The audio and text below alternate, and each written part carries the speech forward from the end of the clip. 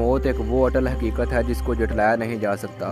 موت صرف مرنے کا نام نہیں بلکہ اپنے خالق و مالک رزاق سے ملاقات کا ایک ذریعہ ہے۔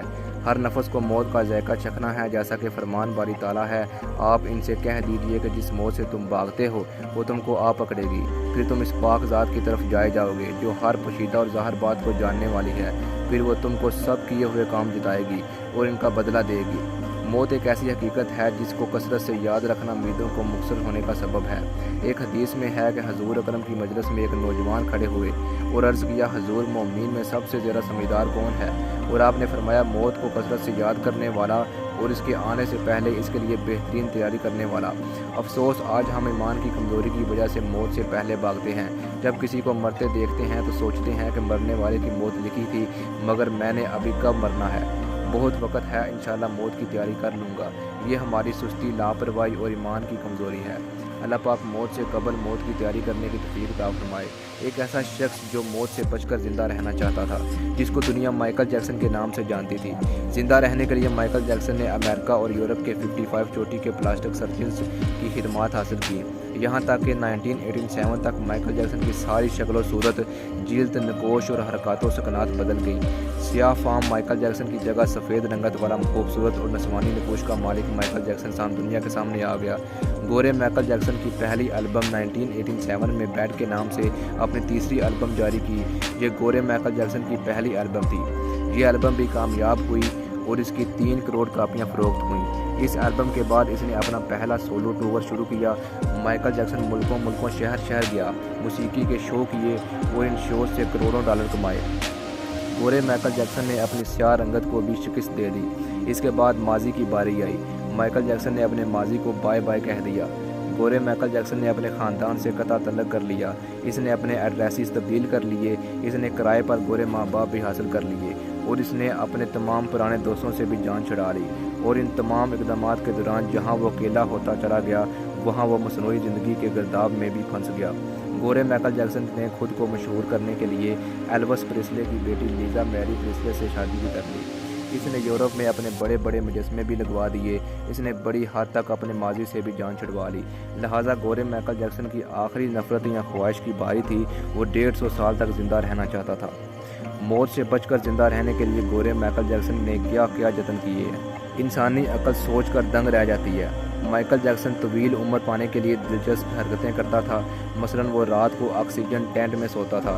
وہ جراثیم، وائرس اور بیماریوں کے اثرات سے بچنے کے لیے دستانے پہن کر لوگوں سے ہاتھ ملاتا تھا۔ وہ لوگوں میں جانے سے پہلے منہ پر ماسک پھیلا لیتا تھا۔ وہ مخصوص خوراک کھاتا تھا اور اس نے مستقل طور پر 12 ڈاکٹر ملازم رکھے ہوئے تھے۔ یہ ڈاکٹر روزانہ اس کے جسم کے ایک حصے کا معائنہ کرتے تھے۔ اس کی خوراک کا روزانہ لیبارٹری ٹیسٹ بھی ہوتا تھا اور اس کا سٹاف اسے روزانہ ورزش بھی کراتا تھا۔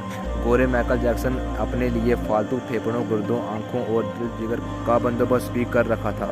یہ ڈونر تھے جن کے تمام اخراجات وہ اٹھا رہا تھا۔ وہ ان ڈونرز کے بوقت ضرورت اپنے اعضاء سے عطیہ کر دینا تھے، چنانچہ اسے یقین تھا وہ 150 سال تک زندہ رہے گا۔ لیکن پھر 25 جون کی رات آئی۔ اسے سانس لینے میں دشواری پیش آئی۔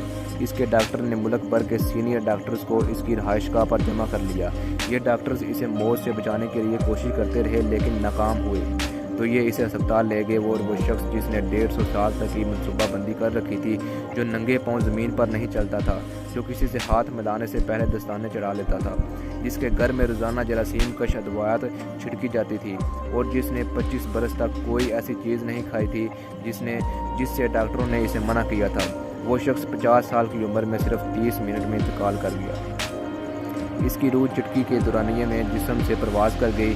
مائیکل جیکسن کے انتقال کی خبر گوگل پر 10 منٹ میں 8 لاکھ لوگوں نے پڑھی۔ یہ گوگل کی تاریخ کا ریکارڈ تھا، اور اس ہیوی ٹریفک کی وجہ سے گوگل کا سسٹم ہینگ ہو گیا اور کمپنی کو 25 منٹ تک اپنے صارفین سے معذرت کرنا پڑی۔ مائیکل جیکسن کا پوسٹ مارٹم ہوا تو پتہ چلا احتیاط کی وجہ سے اس کا جسم ڈھانچہ بن چکا تھا اور سر سے گنجا تھا اور اس کی پسلیاں ٹوٹ چکی تھیں۔ اس کے کولے، کندھے، پسلیوں اور ٹانگوں پر سوئیاں کے بے تحاشا نشان تھے۔ وہ پلاسٹک سرجری کی وجہ سے پین کلرز کا محتاج ہو چکا تھا، چنانچہ وہ روزانہ درجنوں انجیکشن لگواتا تھا، لیکن یہ انجیکشنز، یہ احتیاط اور یہ ڈاکٹرز بھی اسے موت سے نہیں بچا سکے، اور وہ ایک دن چپ چاپ اس جہان شفٹ ہو گیا جس میں ہر زندہ شخص نے پہنچنا ہے، اور یوں اس کی آخری خواہش پوری نہ ہو سکی۔ مائیکل جیکسن کی موت ایک اعلان ہے۔ انسان پوری دنیا کو فتح کر سکتا ہے لیکن وہ اپنے مقدر کو شکست نہیں دے سکتا، اور موت اس کے لکھنے والے کا مقابلہ نہیں کر سکتا۔ چنانچہ کوئی راک سٹار ہو یا کوئی فرعون اور 2 ٹن مٹی کے بوجھ سے نہیں بچ سکتا، وہ قبر کو شکست نہیں دے سکتا۔ لیکن حیرت ہے، ہم مائیکل جیکسن کی انجام کے بعد بھی خود کو فولاد کا انسان سمجھ رہے ہیں۔ ہمارا خیال ہے کہ ہم موت کو دھوکہ دے دیں گے، ہم 150 سال تک ضرور زندہ رہے۔ گورے مائیکل جیکسن کی موت ایک لمحہ فکریہ ہے، ایک عبرت ہے۔ اللہ پاک سے دعا ہے، یا اللہ نبی کریم غفور رحیم صلی اللہ علیہ وآلہ وسلم کے وسیلے سے موت کی تیاری کرنے کی توفیق عطا فرما، موت کے وقت دیدار مصطفیٰ صلی اللہ علیہ وآلہ وسلم نصیب فرما، اور حالت ایمان میں موت نصیب فرما، آمین۔